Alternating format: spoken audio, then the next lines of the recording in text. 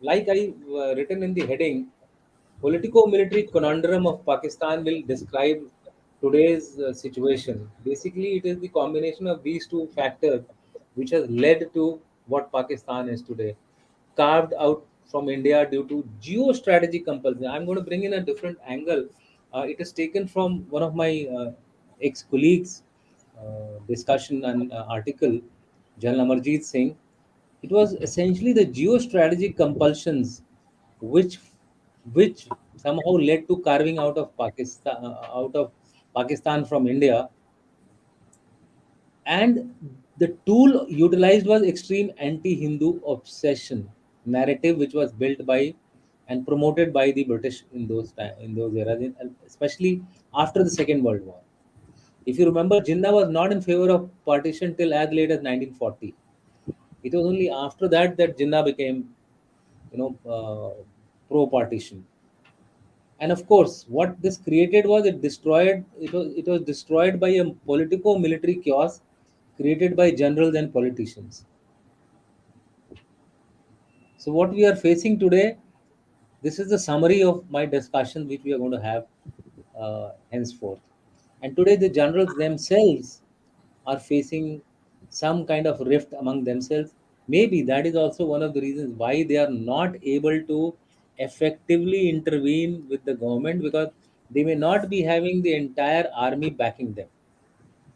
If you have a coup, as we go along, I'll tell you how many unsuccessful coups have taken place. That means it was a section of the army which was going for a coup, not taking the broadly majority of the army hierarchy into confidence before they went in for the coup. So currently, also it seems to be a situation like this, where because of the deep divide between the Pak army officers lot, especially the senior officers lot, uh, a coup is appearing to be delayed, or Pakistani army's intervention seems to be delayed.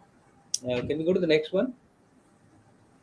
So, if you look at the historical context, the emergence of Pakistan army is rooted in the way it was formed, the way Pakistan was formed. Basically, on the face of it, on a two-nation theory, only partially true, as I've already highlighted. Idea was floated first time by Sir Syed Ahmad Khan, and thereafter the establishment of Muslim League took place in 1906. Uh, on 29 December 1930, in fact, you all would have heard about Muhammad Iqbal, a famous poet, who called for an autonomous Pakistan.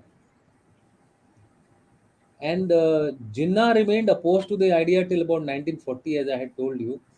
But once Churchill called him three times, they had a meeting three times with Churchill, Jinnah and Churchill, who promoted this idea that you will always be a second-rate citizen in India, so might as well ask for a separate Pakistan. Why he was doing this comes in the next few bullets. Used only by the British as part of a divide and rule. Of course, everybody knows about it. British created it due to geostrategic interest to contain USSR. What was happening was, after the Second World War, USSR was gaining a lot of prominence. It had the entire Eastern Europe under its control. This side, it was moving very strongly towards Afghanistan. They did not want the USSR to reach the port of Karachi, get access to the warm waters of Indian Ocean. And that was the major reason they thought that there is a need to create a country out of India, because India by now they knew had more seasoned politicians who would not, follow blindly the line of the West. So therefore, this buffer state idea was mooted, in which Durand Line and the Karachi port were given as a boundary for a separate country. And thereafter, the narrative of anti-Hindu narrative was built up by the forces that be which wanted partition, and the entire otherwise till about 1940 the idea of Muslim League and a separate Muslim state was only in the textbooks. Very lip service was being given to this. Narrative building started from 1945 onwards, after the Second World War.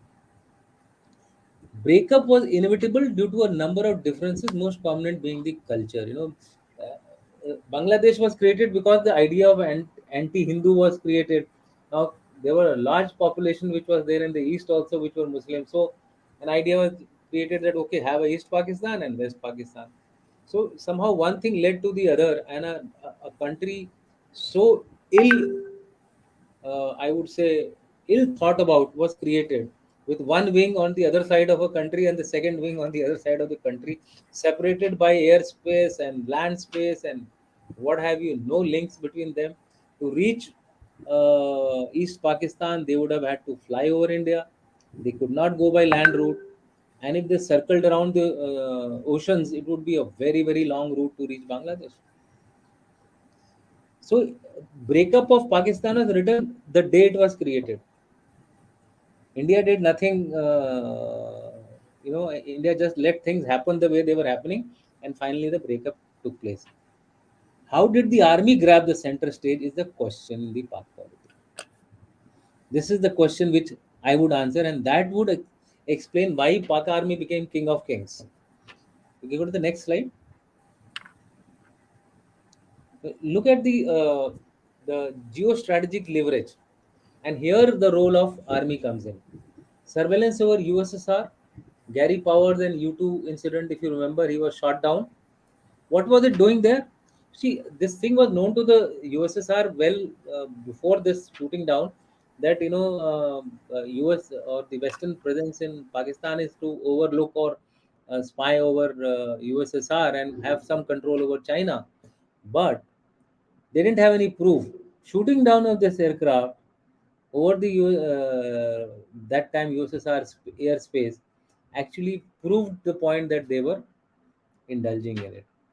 Then defeat of USSR invasion in Afghanistan, Pakistan came handy. So it was a very long thought out plan by Winston Churchill. We must thank him, or we must actually whatever you want to say.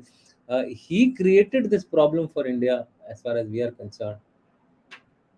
See the way Henry Kissinger leveraged Pakistan to build ties with China during the 70s, also known as the ping pong diplomacy.